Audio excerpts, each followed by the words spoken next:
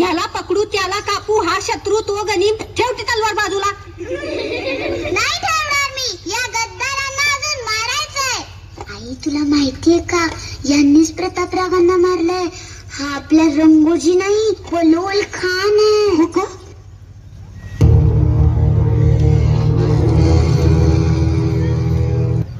हंबीरराव, महाराणी सोयराबाई साहेबा यांचा निरोप घेऊन आलोय आम्ही तुमच्यासाठी. निरोप कसला?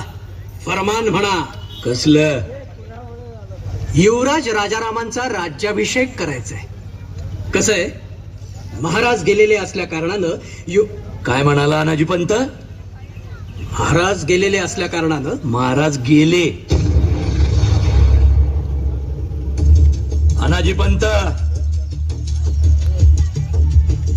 जोवर क्षितिजावर सूर्य वर येतोय तोवर सह्याद्रीच्या कुशीतून महाराज रोज उगवणार.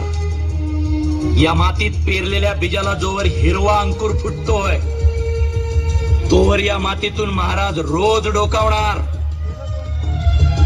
जय भवानी.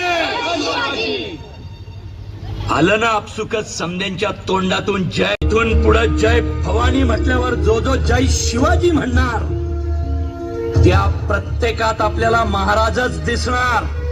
आणि तुम्ही म्हणता महाराज गेले. अनाजी पंत, तुमच्या आमच्या सारख्यांच्या पिढ्या येत जात राहतील हो, पण छत्रपती नावाचं वादळ या मातीत रोज घोंगावणार. भावनिक होत आहे सरसेनापती. कसं आहे, भावना वेगळी, परिस्थिती वेगळी. निघा तुम्ही. काय म्हणाला? निघा तुम्ही. त्याच सख्या भाच्याचा राज्याभिषेक करायचा आहे, त्यामुळे संभाजी नावाची अडचण.